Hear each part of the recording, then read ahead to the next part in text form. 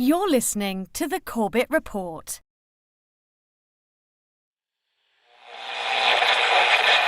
High oil prices helped ExxonMobil boost its profits to nearly $11 billion in the latest quarter.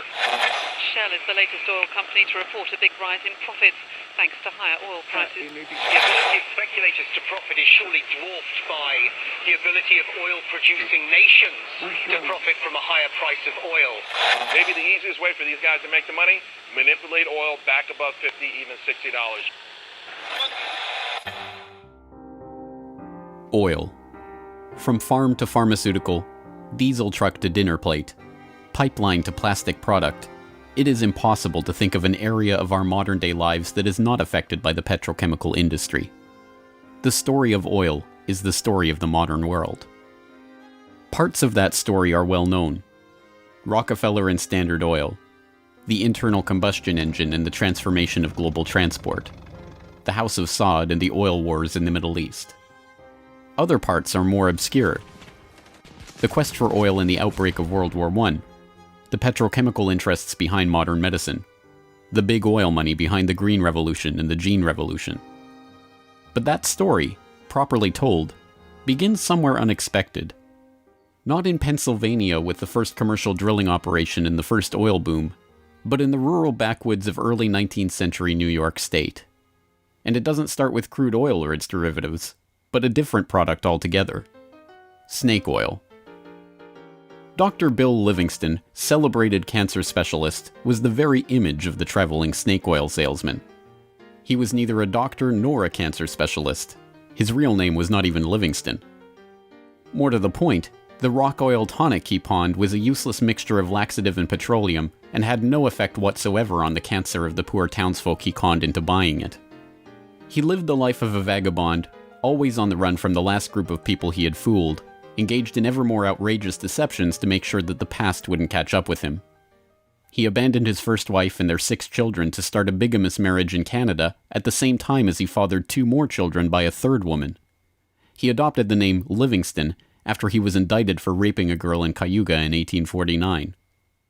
When he wasn't running away from them or disappearing for years at a time, he would teach his children the tricks of his treacherous trade. He once bragged of his parenting technique. "I cheat my boys every chance I get. I want to make 'em sharp." A towering man of over 6 feet and with natural good looks that he used to his advantage, he went by Big Bill. Others, less generously, called him Devil Bill. But his real name was William Avery Rockefeller, and it was his son, John D. Rockefeller, who would go on to found the Standard Oil monopoly and become the world's first billionaire. The world we live in today is the world created in Devil Bill's image. It's a world founded on treachery, deceit, and the naivety of a public that has never wised up to the parlor tricks that the Rockefellers and their ilk have been using to shape the world for the past century and a half. This is the story of the oligarchy.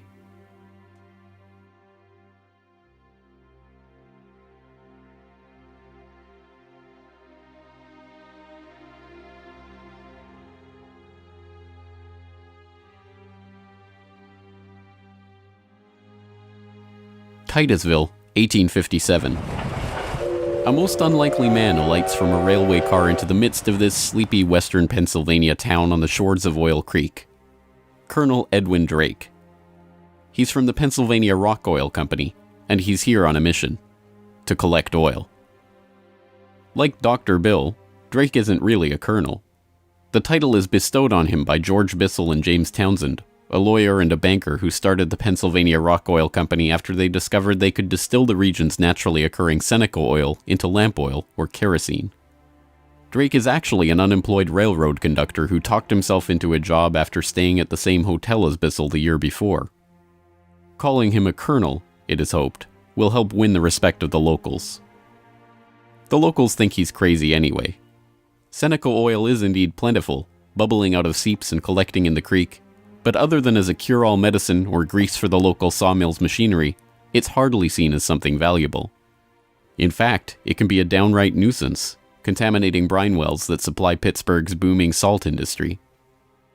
Still, Drake has a task to complete: finding a way to collect enough oil to make the distillation of Seneca oil into lamp oil profitable. He tries everything he can think of. The Native Americans had historically collected the oil by damming the creek near a seep and skimming the oil off the top. But Drake can only collect 6 to 10 gallons of oil a day this way, even when he opens up extra seeps. He tries digging a shaft, but the groundwater floods in too quickly. By the summer of 1859, he's desperate. Drake is running out of ideas, Bissell and Townsend are running out of patience, and, most importantly, the company is running out of funds. He turns to Uncle Billy Smith, a Pittsburgh blacksmith who had experience drilling brine wells with steam-powered equipment. They get to work drilling down through the shale bedrock to reach the oil. It's maddeningly slow work, with the crude equipment struggling to get through 3 feet of bedrock a day. By August 27th, they've drilled down 69.5 feet. Drake has used the last of his funds, and Bissell and his partners have decided to close up the operation. On August 28th, they strike oil.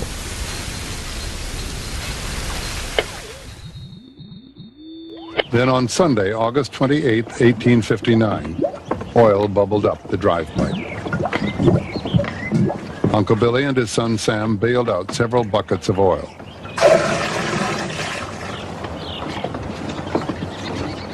On Monday, the very day that Colonel Drake received his final payment and an order to close down the operation, they hitched the walking beam to a water pump, and the oil began to flow. The first oil was to sell for $40 a barrel. Years later, a local newspaper interviewed Uncle Billy about the day they struck oil. I commenced drilling, and at 4 o'clock I struck the oil. I says to Mr. Drake, "Look there, what do you think of this?" He looked down the pipe and said, "What's that?" I said, "That is your fortune."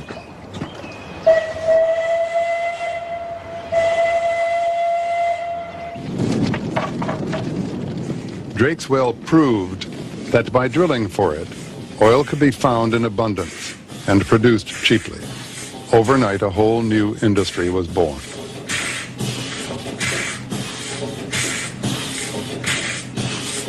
Before long, in millions of homes, farms, and factories around the world, lamps would be lit with kerosene, refined from West Pennsylvania crude. When the word came out that Drake had struck oil, the cry went up throughout the narrow valleys of western Pennsylvania. The crazy Yankee has struck oil, the crazy Yankee has struck oil. And it was the first great boom. It was like a gold rush.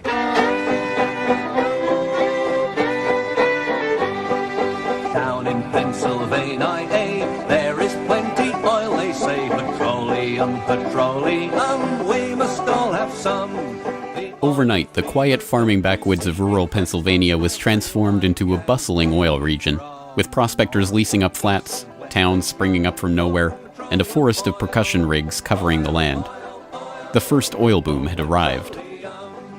Already poised to make the most of this boom was a young up-and-coming bookkeeper in Cleveland with a head for numbers, John Davison Rockefeller. He had 2 ambitions in life, to make $100,000 and to live to be 100 years old. John D. set off to make his fortune in the late 1850s, armed with a $1,000 loan from his father, Devil Bill. Grandfather never finished high school and went to Cleveland, having borrowed $1,000 from his father to start business, paid 9% interest on it, incidentally. And he read about the oil business just beginning and got interested and came to realize that it was a very volatile business at the time. In 1863, seeing the oil boom and sensing the profits to be made in the fledgling business, Rockefeller formed a partnership with fellow businessmen Maurice B. Clark and Samuel Andrews, a chemist who had built an oil refinery but knew little about the business of getting his product to market. 2 years later, the shrewd John D. bought out his partners for $72,500 and, with Andrews as partner, launched Rockefeller and Andrews. By 1870, after 5 years of strategic partnerships and mergers, Rockefeller had incorporated Standard Oil. The story of the rise of Standard Oil is an oft-told one. In a move that would transform the American economy, Rockefeller set out to replace a world of independent oil men with a giant company controlled by him. In 1870, begging bankers for more loans, he formed Standard Oil of Ohio. The next year, he quietly put what he called Our Plan, his campaign to dominate the volatile oil industry, into devastating effect. Rockefeller knew that the refiner with the lowest transportation cost could bring rivals to their knees. He entered into a secret alliance with the railroads called the South Improvement Company. In exchange for large, regular shipments, Rockefeller and his allies secured transport rates far lower than those of their bewildered competitors. By 1879, when Rockefeller is 40, he controls 90% of the oil refining in the world. Within a few years, he will control 90% of the marketing of oil and a third of all of the oil wells. So this very young man controls what is not only a national but an international monopoly in a commodity that is about to become the most important strategic commodity in the world economy. By the 1880s, the American oil industry was the Standard Oil Company, and Standard Oil was John D. Rockefeller. But it wasn't long until a handful of similarly ambitious and well-connected families began to emulate the Standard Oil success story in other parts of the globe. One such competitor emerged from the Caucasus in the 1870s, where Imperial Russia had opened up the vast Caspian Sea oil deposits to private development. Two families quickly combined forces to take advantage of the opportunity. The Nobels, led by Ludwig Nobel and including his dynamite-inventing, prize-creating brother Alfred, and the French branch of the infamous Rothschild banking dynasty, led by Alphonse Rothschild. In 1891, the Rothschilds contracted with M. Samuel & Co., a Far East shipping company headquartered in London and run by Marcus Samuel, to do what had never been done before: ship their Nobel-supplied Caspian oil through the Suez Canal to East Asian markets. The project was immense. It involved not only sophisticated engineering to construct the first oil tankers to be approved by the Suez Canal Company, but the strictest secrecy. If word of the endeavor was to get back to Rockefeller through his international intelligence network, it would risk bringing the wrath of Standard Oil, which could afford to cut rates and squeeze them out of the market. In the end, they succeeded, and the first bulk tanker, the Murex, sailed through the Suez Canal in 1892 en route to Thailand. In 1897, M. Samuel & Co. became the Shell Transport and Trading Company. Realizing that reliance on the Rothschild Nobel Caspian oil left the company vulnerable to supply shocks, Shell began to look to the Far East for other sources of oil. In Borneo, they ran up against Royal Dutch Petroleum, established in The Hague in 1890 with the support of King William III of the Netherlands, to develop oil deposits in the Dutch East Indies. The two companies, fearing competition from Standard Oil, merged in 1903 into the Asiatic Petroleum Company, jointly owned with the French Rothschilds, and in 1907 became Royal Dutch Shell. Another global competitor to the Standard Oil throne emerged in Iran at the turn of the 20th century. In 1901, millionaire socialite William Knox D'Arcy negotiated an incredible concession with the King of Persia: exclusive rights to prospect for oil throughout most of the country for 60 years. After 7 years of fruitless search, D'Arcy and his Glasgow-based partner, Burma Oil, were ready to abandon the country altogether. In early May of 1908, they sent a telegram to their geologist telling him to dismiss his staff, dismantle his equipment, and come back home. He defied the order, and weeks later, struck oil. Burma Oil promptly spun off the Anglo-Persian Oil Company to oversee production of Persian oil. The British government took 51% majority control of the company's shares in 1914 at the behest of Winston Churchill, then First Lord of the Admiralty, and survives today as BP. The Rothschilds and Nobels, the Dutch royal family, the Rockefellers. These early titans of the oil industry and their corporate shells pioneered a new model for amassing and expanding fortunes hitherto unheard of. They were the scions of a new oligarchy, one built around oil and its control, from wellhead to pump. But it was not just about money. The monopolization of this, the key energy resource of the 20th century, helped secure the oligarchs not just wealth, but power over the lives of billions. Billions who came to depend on black gold for the provision of just about every aspect of their daily lives. In the late 19th century, however, it was by no means certain that oil would become the key resource of the 20th century. As cheap illumination from the newly commercialized light bulb began to destroy the market for lamp oil, the oligarchs were on the verge of losing the value from their monopoly. But a series of lucky strikes was about to catapult their fortunes even further. The very next year after the commercial introduction of the light bulb, another invention came along to save the oil industry. German engineer Carl Benz patented a reliable two-stroke internal combustion engine. The engine ran on gasoline, another petroleum byproduct, and became the basis for the Benz Motorwagen that, in 1888, became the first commercially available automobile in history. And with that stroke of luck, the business that Rockefeller and the other oligarchs had spent decades consolidating was saved. But more luck was needed to ensure the market for this new engine. In the early days of the automobile era, it was by no means certain that gas-powered cars would come to dominate the market. Working models of electric vehicles had been around since the 1830s, and the first electric car was built in 1884. By 1897, there was a fleet of all-electric taxis shuttling passengers around London. The world land speed record was set by an electric car in 1898. By the dawn of the 20th century, electric cars accounted for 28% of the automobiles in the United States. The electrics had advantages over the internal combustion engine.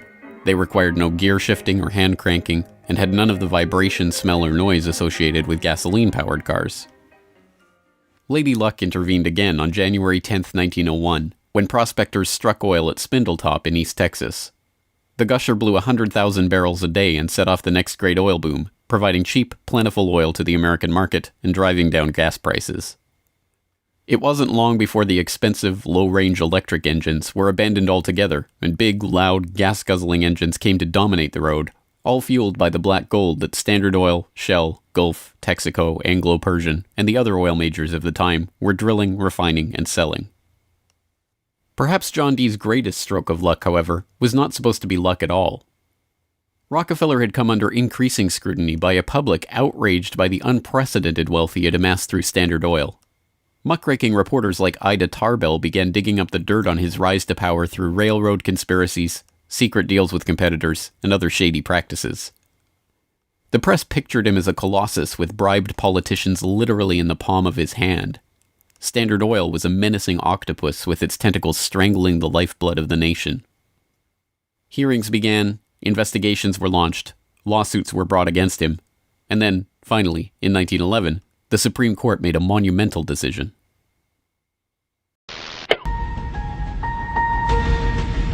On May 15, 1911, the Supreme Court of the United States declared that Standard Oil was a monopoly in restraint of trade and should be dissolved. Rockefeller heard of the decision while golfing at Kykuit with a priest from the local Catholic Church, Father J.P. Lennon. And Rockefeller reacted with amazing aplomb. He turned to the Catholic priest and said, "Father Lennon, have you some money?" And the priest was very startled by the question and said, "No." And then he said, "Why?" And Rockefeller replied, "Buy Standard Oil." As Rockefeller foresaw, the individual Standard Oil companies were worth more than the single corporation. In the next few years, their shares doubled and tripled in value. By the time the reign of cash was over, Rockefeller had the greatest personal fortune in history, nearly 2% of the American economy. And it was really losing the antitrust case that converted John D. Rockefeller into history's first billionaire. So that Standard Oil was punished in the federal antitrust case, but John D. Rockefeller Sr. most assuredly was not. To the amazement of the world, Rockefeller's punishment had in fact been his reward. Rather than being taken down a peg, the splitting up of the Standard Oil monopoly had launched him as the world's only acknowledged billionaire at a time when the average annual income in America was $520. Rockefeller's story was perfectly mirrored by the story of Colonel Edwin Drake. Having struck oil in Titusville and given rise to a billion-dollar global industry, Drake had not had the foresight to patent his drilling technique or even to buy up the land around his own well. He ended up in poverty, relying on an annuity from the state of Pennsylvania to scrape together a living, and dying in 1880. For the oligarchy, the lesson of the rise of Rockefeller was obvious. The more ruthlessly that monopoly was pursued, the tighter that control was grasped, The greater the lust for power and money, the greater the reward would be in the end. From now on, no invention would derail the oil majors from their quest for total control. No competition would be tolerated. No threat to the oligarchs would be allowed to rise.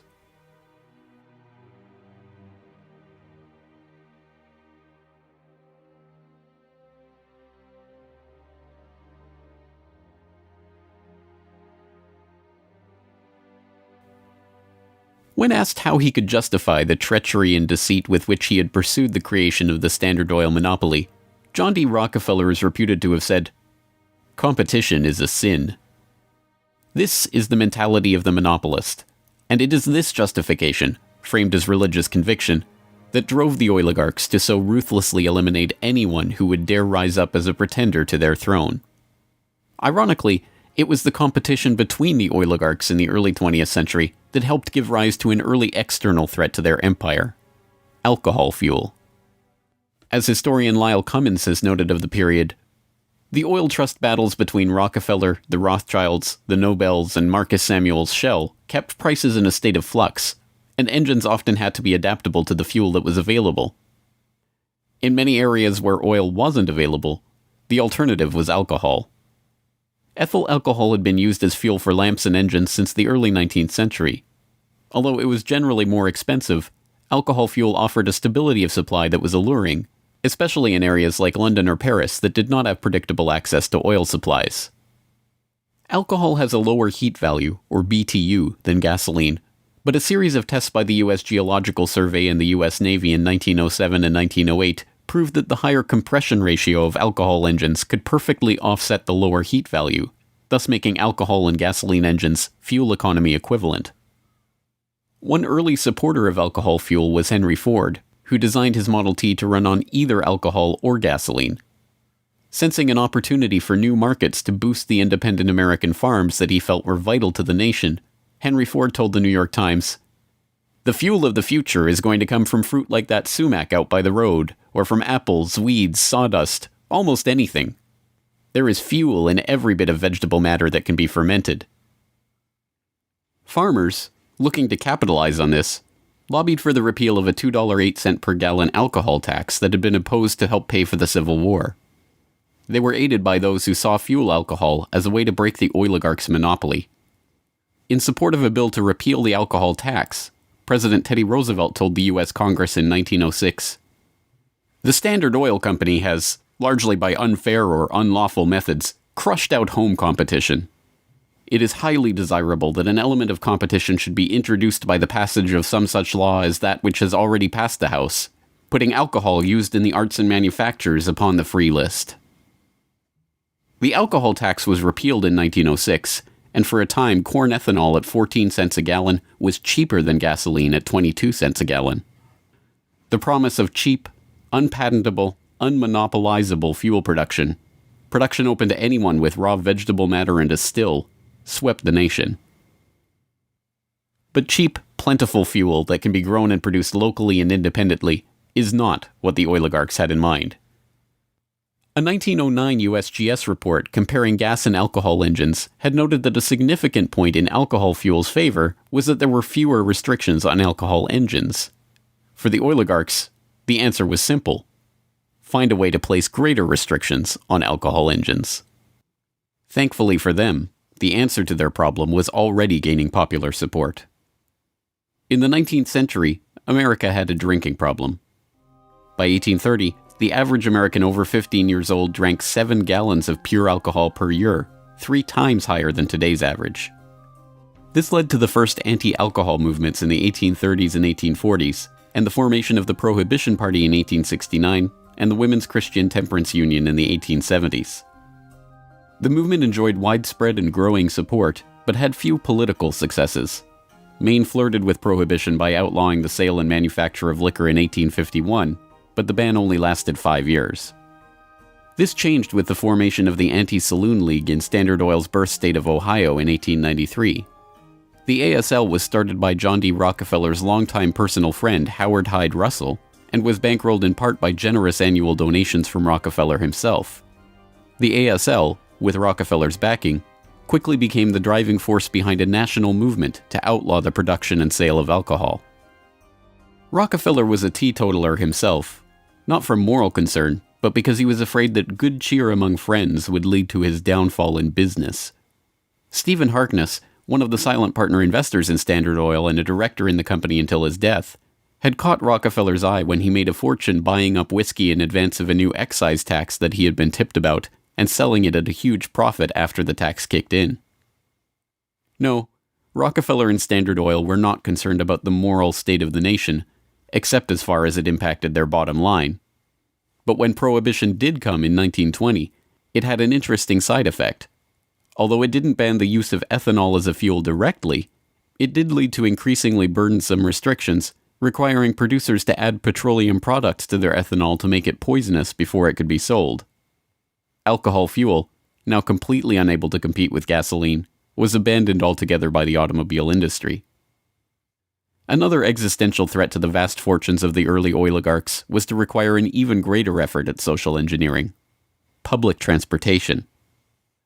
By the end of World War I, private car ownership was still a relative rarity. Only 1 in 10 Americans owned a car.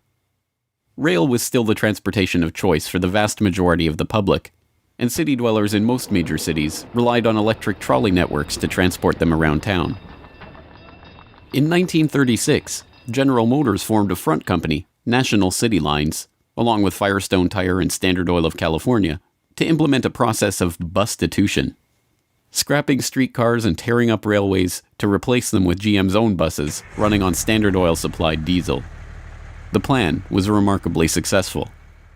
As historian and researcher F. William Engdahl notes in Myths, Lies, and Oil Wars, by the end of the 1940s, GM had bought and scrapped over 100 municipal electric transit systems in 45 cities and put gas-burning GM buses on the streets in their place. By 1955, almost 90% of the electric streetcar lines in the United States had been ripped out or otherwise eliminated. The cartel had been careful to hide their involvement in National City Lines, but it was revealed to the public in 1946 by an enterprising retired naval lieutenant commander, Edwin J. Quimby. He wrote a manifesto exposing what he called a careful, deliberately planned campaign to swindle you out of your most important and valuable public utilities, your electric railway system. He uncovered the oligarchs' stock ownership of National City Lines and its subsidiaries, and detailed how they had step-by-step bought up and destroyed the public transportation lines in Baltimore, Los Angeles, St. Louis, and other major urban centers.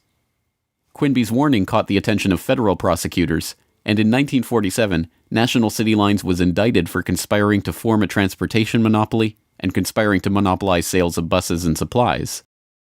In 1949, GM, Firestone, Standard Oil of California, and their officers and corporate associates were convicted on the second count of conspiracy. The punishment for buying up and dismantling America's public transportation infrastructure? A $5,000 fine. H.C. Grossman, who had been the director of Pacific City Lines when it oversaw the scrapping of Los Angeles' $100 million Pacific Electric system, was fined exactly $1. Unsurprisingly, GM and its associates did not remain in the doghouse for long. In 1953, President Eisenhower appointed Charles Wilson, then the president of General Motors, as Secretary of Defense. Wilson, with Francis DuPont of the Rockefeller-connected DuPont family as chief administrator of federal highways, oversaw one of the largest public works projects in American history, the creation of the interstate highway system. With a war-era excise tax on train tickets still in place, and federally funded highways and airports providing cheaper alternatives, rail travel declined a startling 84% between 1945 and 1964. This social engineering paid off well for Standard Oil and its growing list of petrochemical associates. In the 2.5 decades after the outbreak of World War II, vehicle production in Detroit almost tripled, from 4.5 million cars a year in 1940 to over 11 million in 1965. As a result, sales of refined gasoline over the same period rose 300%. But Rockefeller was not the only oligarch working to crush all opposition to his monopoly. Across the pond, the European oligarchs were working to protect their own oil investments from upstart competitors. In 1889, a consortium of German investors led by Siemens Deutsche Bank obtained a concession from the Turkish government for extension of a railway line connecting Berlin to Basra on the Persian Gulf via Baghdad in what was then part of the Ottoman Empire.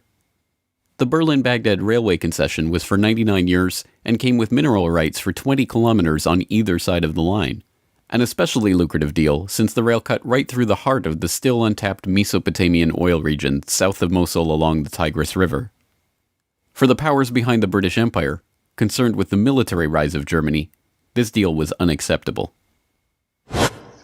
Well, Germany, in the end of the 19th century, was looking for outlets for its exports, its industrial exports, as the German economy was growing like China is growing in the last 30 years. And they decided that Turkey would be an ideal strategic trade partner for Germany.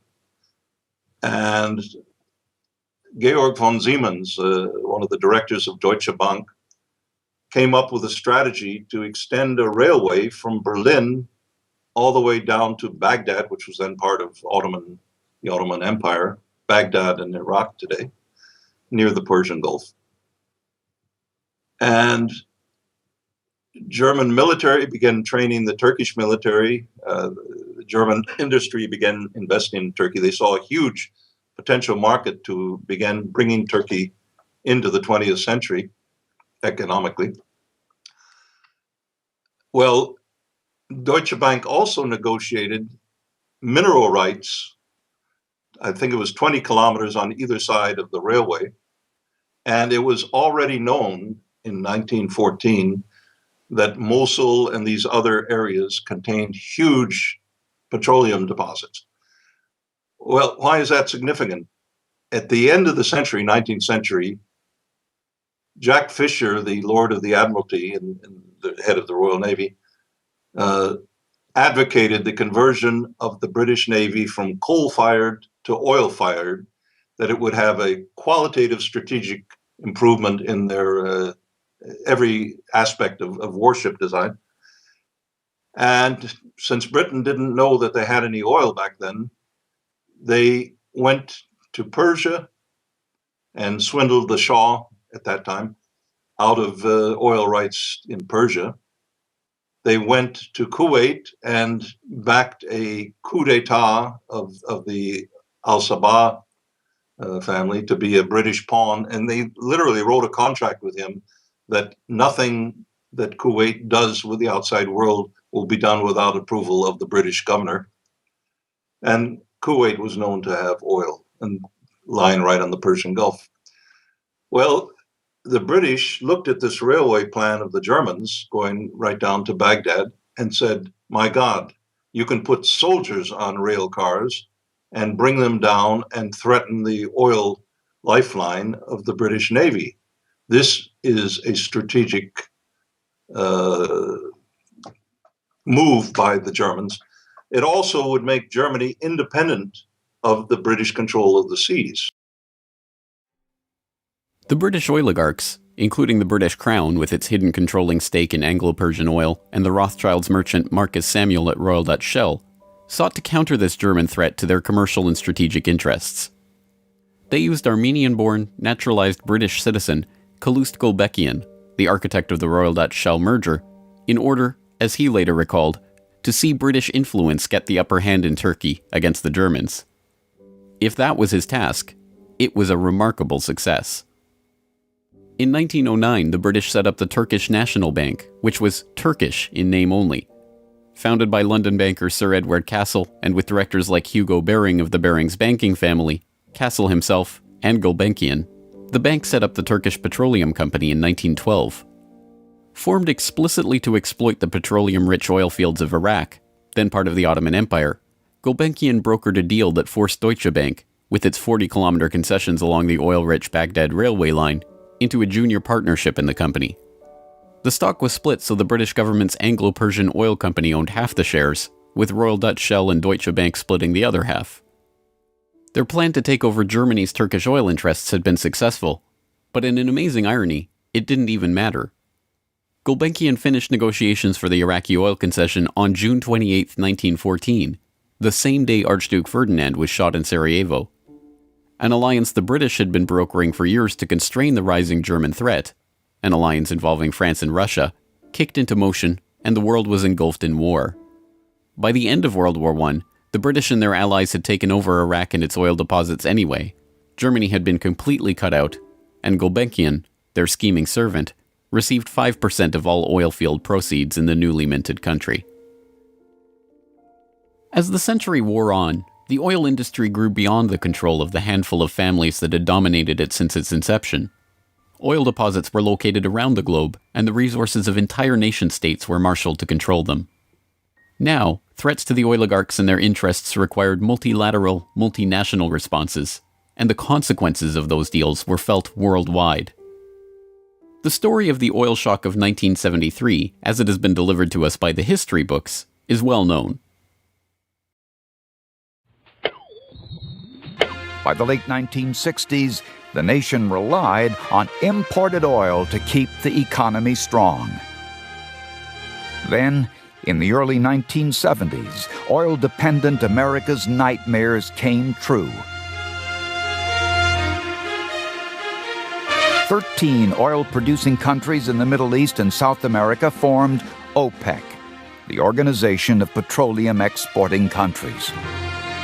In 1973, OPEC placed an oil embargo on the U.S. and other nations that had supported Israel against the Arab states in the Yom Kippur War. The American economy went into a tailspin as gas shortages gripped the nation. Few, however, know that the crisis and its ensuing response was in fact prepared months ahead of time at a secret meeting in Sweden in 1973. The meeting was the annual gathering of the Bilderberg Group, a secretive cabal formed by Prince Bernhard of the Netherlands in 1954. The Dutch royal family not only gave its royal imprint to Royal Dutch Petroleum, they are still rumored to be, along with the Rothschilds, one of the largest shareholders in Royal Dutch Shell, from the days when Queen Wilhelmina's Anglo-Dutch petroleum holdings and other investments made her the world's first female billionaire, right through to today. Bernhard's guest list at the Bilderberg Group reflected his position in the oligarchy. Alongside him at the Swedish conference were David Rockefeller of the Standard Oil dynasty and his protege Henry Kissinger, Baron Edmund de Rothschild, E.G. Collado, the vice president of Exxon, Sir Dennis Greenhill, director of British Petroleum, and Gerrit A. Wagner, president of Bernhard's own Royal Dutch Shell. At the meeting in Sweden, held 5 months before the oil crisis began, the oligarchs and their political and business allies were planning their response to a monetary crisis that threatened the world dominance of the US dollar. Under the Bretton Woods system, negotiated in the final days of World War II, the US dollar would be the backbone of the world monetary system, convertible to gold at $35 per ounce, with all other currencies pegged to it. Increasing US expenditures in Vietnam and decreasing exports caused Germany, France, and other nations to start demanding gold for their dollars. With the Federal Reserve's official gold holdings plunging and unable to stem the tide of demand, Nixon abandoned Bretton Woods in August 1971, threatening the dollar's position as the world reserve currency. Accordingly, I have directed the Secretary of the Treasury to take the action necessary to defend the dollar against the speculators. I have directed Secretary Connally to suspend temporarily the convertibility of the dollar into gold or other reserve assets, except in amounts and conditions determined to be in the interest of monetary stability and in the best interest of the United States. As leaked documents from the 1973 Bilderberg meeting show, the oligarchs decided to use their control over the flow of oil to save the American hegemon. Acknowledging that OPEC could completely disorganize and undermine the world monetary system, the Bilderberg attendees prepared for an energy crisis or an increase in energy costs, which, they predicted, could mean an oil price between $10 and $12, a staggering 400% increase from the current price of $3.01 per barrel. 5 months later, Bilderberg attendee and Rockefeller protege Henry Kissinger, acting as Nixon's Secretary of State, engineered the Yom Kippur War and provoked OPEC's response, an oil embargo of the US and other nations that had supported Israel. On October 16, 1973, OPEC raised oil prices by 70%. At their December meeting, the Shah of Iran demanded and received a further raise to $11.65 a barrel, or 400% of oil's pre-crisis price.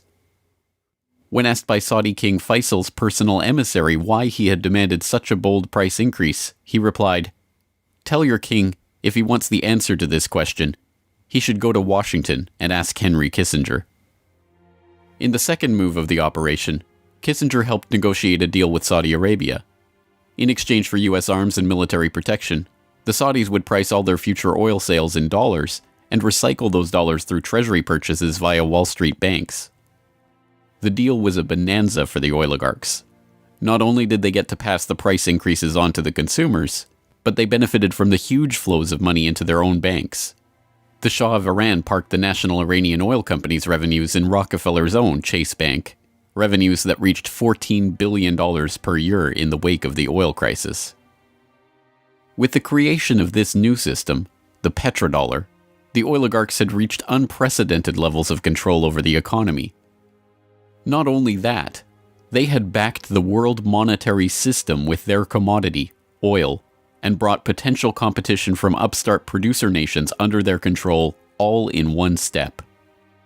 But for the insatiable appetites of these monopolist titans, mere control over the world's monetary system was not enough.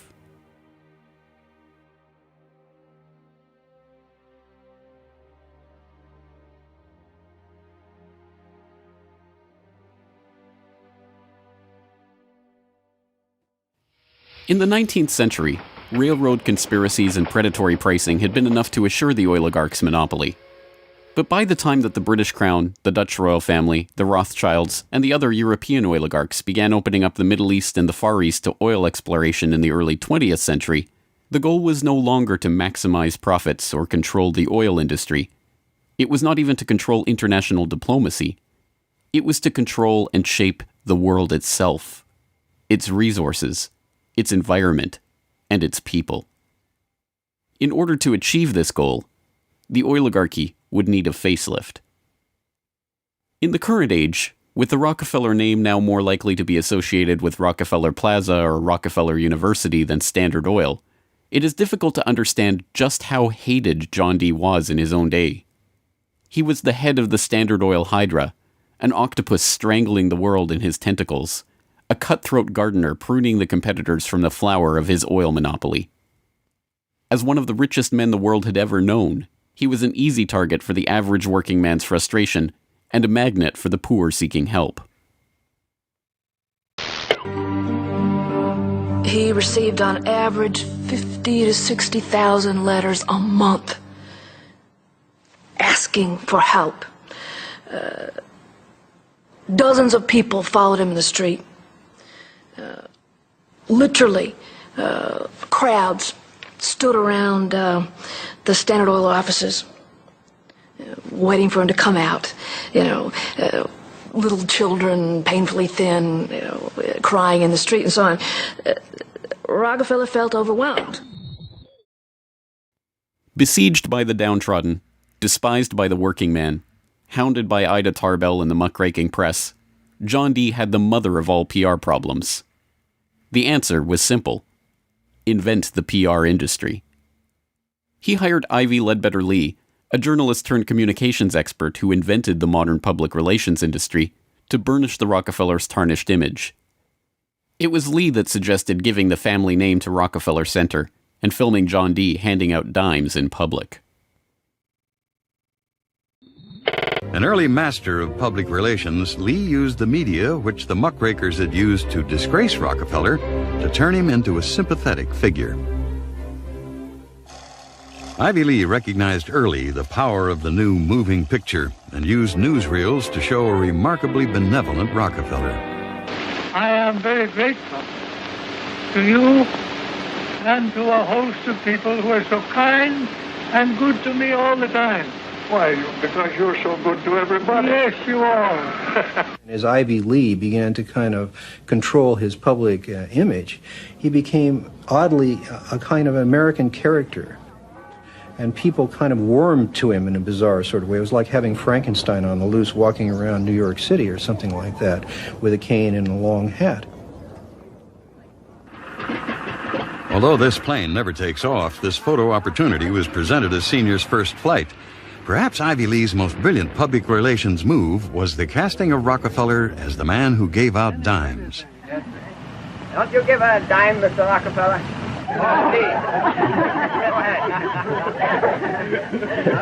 You read a dime? Thank you, sir. Thank you very much. I consider And I myself... thank you for the ride. I consider myself more than amply paid. Bless you, bless you, Yes. bless you. These PR stunts seem obvious and ham-handed by today's standards, but they were effective enough. To this day, people leave dimes on the stone marker at the base of the 70-foot Egyptian obelisk that towers over John Dee's final resting place in Cleveland's Lakeview Cemetery. But it was not stage-managed photo opportunities like these that transformed Rockefeller into a public hero. In order to win the public over, he was going to have to give them what they wanted. And what they wanted wasn't difficult to understand. Money. But just as his father, Devil Bill, had taught him to do in all his business dealings, Rockefeller made sure to get the better end of the bargain. He would donate his great wealth to the creation of public institutions, but those institutions would be used to bend society to his will. As every would-be ruler throughout history has realized, society has to be transformed from the ground up. Americans in the 19th century still prized education and intellectual pursuits, with the 1840 census finding unsurprisingly that the United States, a nation that had been mobilized by tracts like Thomas Paine's remarkably popular Common Sense, was a nation of readers with a remarkable 93% to 100% literacy rate. Before the first compulsory schooling laws in Massachusetts in 1852, education was private and decentralized, and as a result classical education, including study of Greek and Latin and a solid grounding in history and science, was widespread. But a nation of individuals who could think for themselves was anathema to the monopolists. The oligarchs needed a mass of obedient workers, an entire class of people whose intellect was developed just enough to prepare them for lives of drudgery in a factory. Into the midst stepped John D. Rockefeller with his first great act of public charity, the establishment of the University of Chicago. He was aided in this task by Frederick Taylor Gates, a Baptist minister that Rockefeller befriended in 1889 and who would go on to be John Dee's most trusted philanthropic advisor. Gates would go on to write a short tract, The Country School of Tomorrow, that laid out the Rockefeller plan for education. In our dream, we have limitless resources, and the people yield themselves with perfect docility to our molding hand. The present educational conventions fade from our minds, and, unhampered by tradition, we work our own goodwill upon a grateful and responsive folk. We shall not try to make these people or any of their children into philosophers, or men of learning or science. We are not to raise up from among them authors, orators, poets, or men of letters. We shall not search for embryo great artists, painters, musicians, nor will we cherish even the humbler ambition to raise up from among them lawyers, doctors, preachers, politicians, statesmen, of whom we now have ample supply. Although Rockefeller's resources weren't exactly limitless, they might as well have been. In 1902, he established the General Education Board to help implement Gates's vision for the Country School of Tomorrow with a staggering $180 million endowment. The Rockefeller influence on education was felt almost immediately, and it was amplified by help from fellow monopolists of the era who were approaching the topic of philanthropy from the same angle. Although best known as a steel magnate, Andrew Carnegie's fortune started on the railroads transporting Rockefeller's Standard Oil around the country, and was greatly magnified by a lucrative investment in property near Oil Creek that provided steady, profitable oil sales. In 1905, he established the Carnegie Foundation for the Advancement of Teaching, a tax-free foundation through which Carnegie and his appointees could direct the development of the education system in the United States, and, eventually, worldwide. In 1910, Rockefeller followed suit by establishing the Rockefeller Foundation, which became the tax-free umbrella organization for his philanthropic ambitions. As the Reese Committee, a congressional investigation into the activities of these tax-free foundations in the 1950s, discovered, it wasn't long before Carnegie's endowment approached Rockefeller's foundation with a proposal to cooperate on their shared desire to transform the American education system in their own image. Norman Dodd, the director of research for the congressional committee who was granted access to the Carnegie Endowment's board minutes, explains.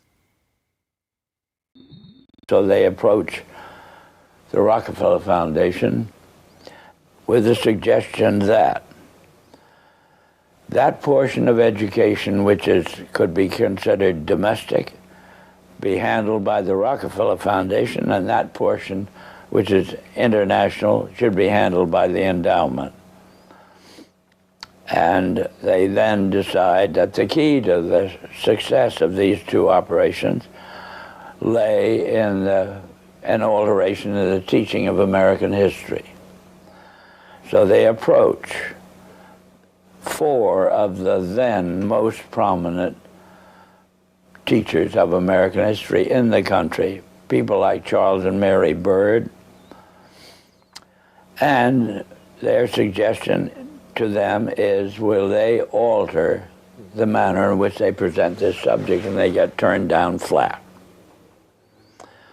So they then decide that it is necessary for them to do, as they say, build our own stable of historians. And then they approach the Guggenheim Foundation, which specializes in fellowships, and say, when we find young men in the process of studying for doctorates in the field of American history, and we feel that they are the right caliber, will you grant them fellowships on our say-so? And the answer is yes. So under that condition, eventually they assemble 20. And they take this 20 potential teachers of American history to London, and there they're briefed into what is expected of them when, as and if they secure appointments in keeping with the doctorates they will have earned. And that group of 20 historians ultimately becomes the nucleus of the American Historical Association. And then toward the end of the 1920s, the endowment grants to the American Historical Association $400,000 for a study of our history in a manner which points to what can this country can it look forward to in the future. And that culminates in a 7-volume study, the last volume of which is, of course, in essence, a summary of the contents of the other 6.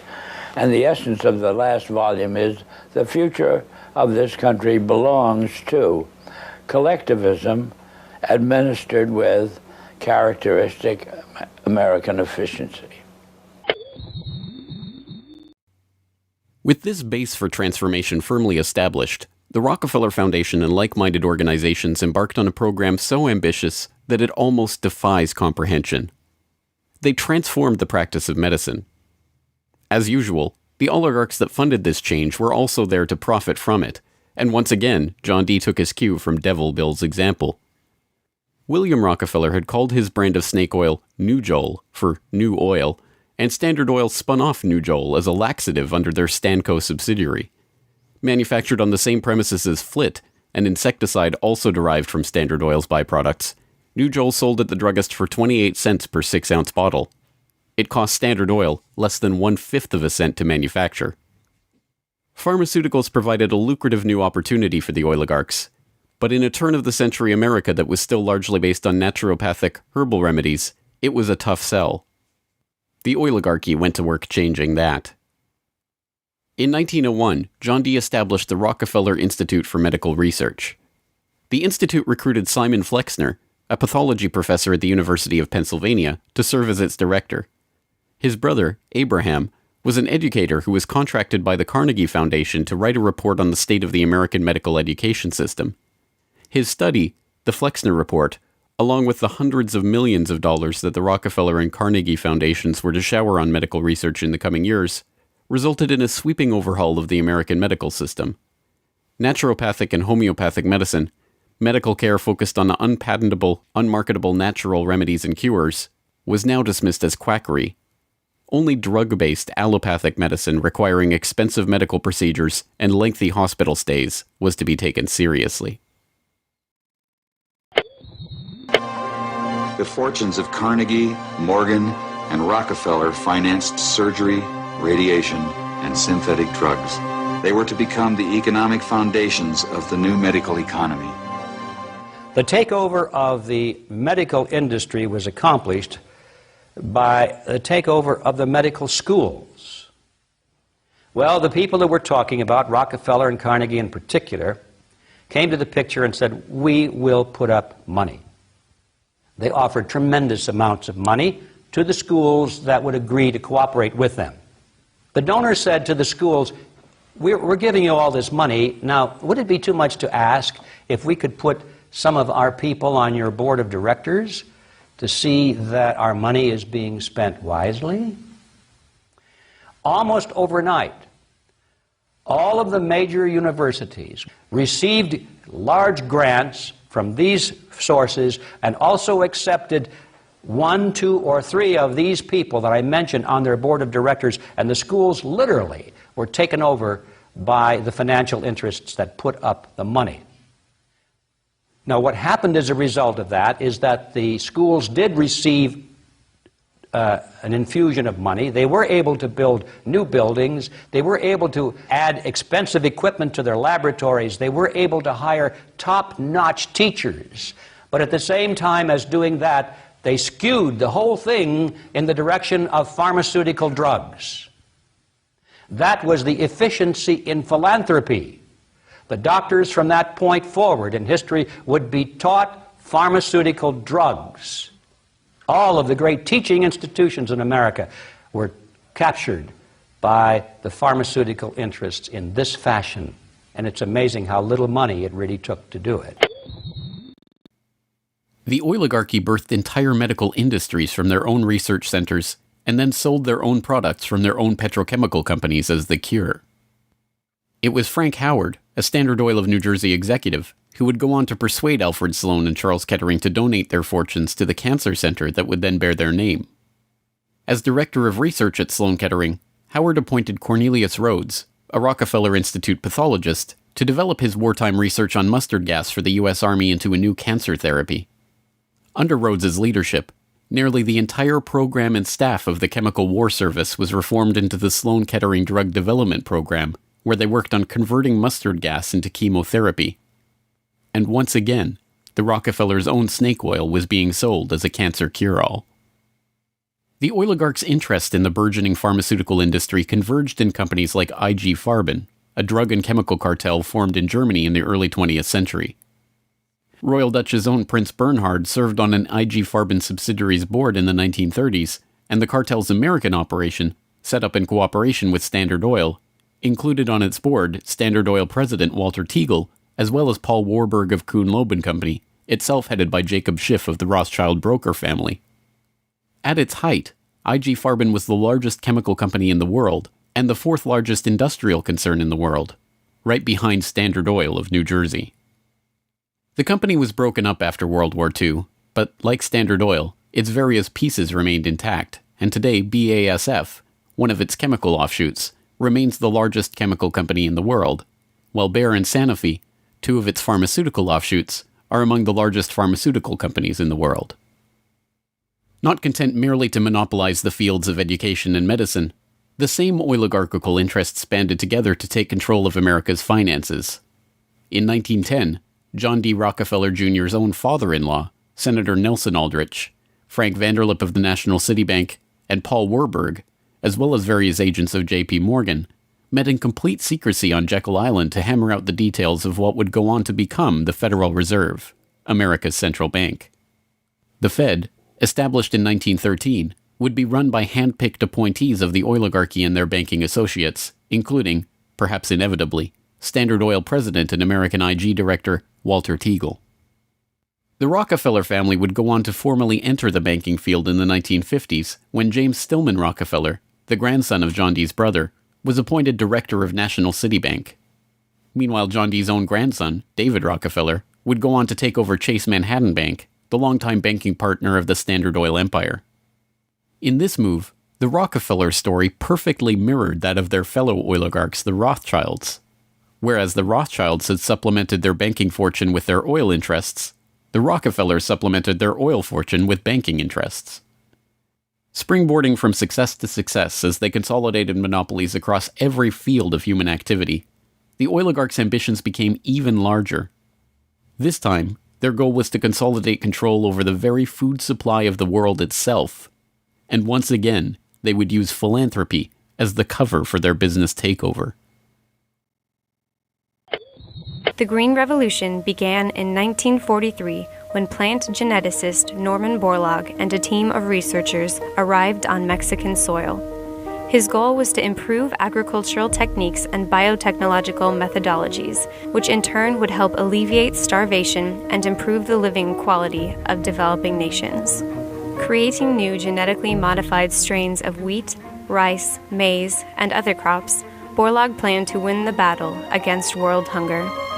The hope was that these new crops and farming techniques would rescue third world countries from the brink of starvation. That's exactly what happened.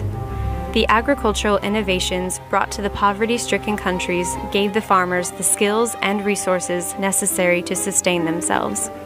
This triggered a chain of events that would allow these once struggling nations to survive. Agricultural exports soared in quantity and diversity and allowed the countries to become self-sufficient. As the genetically modified crops thrived, farmers were able to use their increased income to purchase newer and superior farming machinery. This increase in revenue made farming easier, more reliable, and more efficient. The Green Revolution led to the modernization of agriculture and has had a profound social, economic, and political impact on the world. The Mexican government turned to the Rockefeller Foundation in their endeavor to nourish Mexico through agriculture. Norman Borlaug, needless to say, was a researcher for the Rockefeller Foundation, and the Green Revolution, for whatever increase in yields it brought about, also created markets for the oligarchs' own interest in the petrochemical fertilizer industry and gave rise to the ABCD seed cartel of Archer Daniels Midland, Bunge, Cargill, and Louis Dreyfus. These companies, along with their associated interests in the food packaging and processing industry, formed the core of American agribusiness, a concept developed at Harvard Business School in the 1950s with the help of research conducted by Vasily Leontief for the Rockefeller Foundation. The American agribusiness giants shared a common goal: the transformation of third world agriculture into a captive market for their goods. From this perspective, the project was a runaway success. By the 1970s, the Rockefeller Standard Oil network and its cronies in the nitrogen fertilizer industry, including DuPont, Dow Chemical, and Hercules Powder, had broken into markets around the world, markets conveniently forced open for them by the U.S. government itself under President Johnson's Food for Peace program, which mandated the use of petrochemical-dependent agricultural technologies by aid recipients. Unable to afford these new technologies themselves, the impoverished Third World beneficiaries of this revolution relied on loans from the International Monetary Fund and the World Bank, handled by Rockefeller's own Chase Manhattan Bank and guaranteed by the U.S. government. The real costs of the Green Revolution, economic, agricultural, and environmental, are seldom tallied. Access to these debt-financed petrochemical-dependent technologies exacerbated the difference between the rich landowning class and the landless peasants in countries like India, where land reform and abolition of usury were dropped from the political agenda after the Green Revolution took over. Even then, the revolution's main success, its increase in agricultural yields, has been oversold. Yield growth across India actually slowed after the introduction of agribusiness. The environmental destruction is even more devastating. An overview in the December 2000 edition of Current Science notes, the Green Revolution has not only increased productivity, but it has also produced several negative ecological consequences, such as depletion of lands, decline in soil fertility, soil salinization, soil erosion, deterioration of environment, health hazards, poor sustainability of agricultural lands, and degradation of biodiversity. Indiscriminate use of pesticides, irrigation, and imbalanced fertilization has threatened sustainability. The Rockefeller Foundation even acknowledges the critiques of the Green Revolution it funded into existence, insisting that current initiatives take into account lessons learned. Even so, The foundation continues to fund research and write reports on how to improve prospects for agribusiness investment in its target markets. As egregious as the Green Revolution was and continues to be, however, in many ways it was just the prelude to an even more ambitious project, the Gene Revolution. Now the project is not merely to monopolize the technologies, supplies, and chemical inputs for agriculture worldwide, but to monopolize the food supply itself through the replacement of the world's natural seeds with patentable, genetically modified crops. The players involved in this Gene Revolution are almost identical to the players in the Green Revolution, with IG Farben offshoots, Bayer Crop Science and BASF Plant Science, mingling with traditional oligarch associate companies like Dow AgroScience, DuPont Biotechnology, and, of course, Monsanto, all funded by the Rockefeller Foundation and fellow philanthropists at the Ford Foundation, the Bill and Melinda Gates Foundation, and like-minded organizations. The convergence of corporate, philanthropic, governmental, and intergovernmental interests in promoting GM crops around the world can be seen in the bewildering array of research institutes, industry associations, and consultative groups devoted to the case. The Rockefeller-funded International Rice Research Institute, the Rockefeller-Monsanto USAID Brainchild International Service for the Acquisition of Agribiotech Applications, the Rockefeller-Ford World Bank-created Consultative Group of International Agricultural Research, and dozens of other bland, benign-sounding organizations research and promote GM crops in target markets around the globe, with the profits ending up in the oligarchs' coffers. A representative example of this story is the agribusiness neocolonization of Argentina, where Monsanto ran an elaborate bait-and-switch to get the country hooked on its genetically modified Roundup-ready soybeans before demanding royalties on the crops that were by then already growing. DuPont then took over, magnanimously beginning a Protein for Life program to foist their own GM soybeans on the country's poor. The same scene has played itself out in country after country, where cartel-developed GM crops are foisted on emerging economies through food aid, usually during times of famine when those countries are especially vulnerable. Only a handful of countries like Zambia or Angola have outright rejected this GMO takeover of their food supply, generously subsidized by the US government to the benefit of the agribusiness cartel.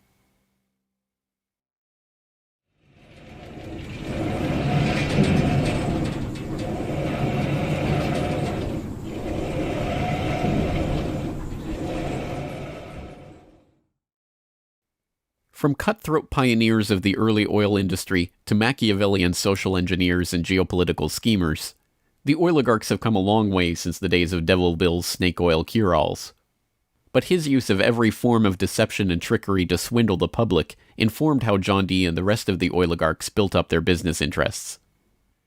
As the 20th century drew to a close, it was obvious that for the powerful cartel that built the oil industry, the Rockefellers, the Rothschilds, the British and Dutch royal families, it was no longer about oil, if it ever really was. The takeover of education, of medicine, of the monetary system, of the food supply itself, showed that the aim was much greater than a mere oil monopoly. It was the quest to monopolize all aspects of life, to erect the perfect system of control over every aspect of society, every sector from which any threat of competition to their power could emerge. They had been remarkably, almost unbelievably successful. From oil well to gas pump, farm to fork, hospital to pharmaceutical, drill rig to dollar bill, there was almost no aspect of society that was not under their control. But the oligarchs are not done yet. Their next project, launched in the late 20th century, is almost too ambitious to be comprehended. It is not about oil. It is not about money. It is about the monopolization of life itself. They have spent decades preparing the path for this takeover and marshaled their mind-boggling resources in service of the task. And the vast majority of the world's population, still playing the shell game that the oligarchs perfected and abandoned long ago, are about to fall right into their hands yet again. Ladies and gentlemen, the battle against climate change is surely the most defining and pivotal challenge of our times. Even in a world full of daunting perils and crises, it is hard to imagine anything that poses a greater challenge and opportunity for humanity. The negative impact of population growth on all of our planetary ecosystems is becoming appallingly evident. The science is unequivocally true, and that there is a price to carbon in their future. What do you see as the biggest challenges in conservation? The growing human population. Because if where we are, there's nothing else.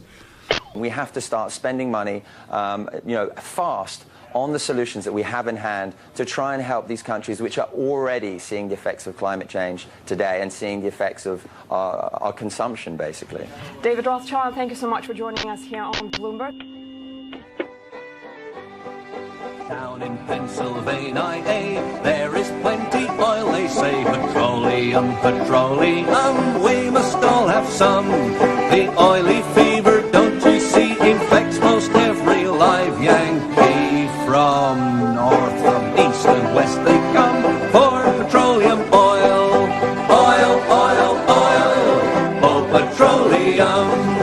Oil, oil, oil, petroleum.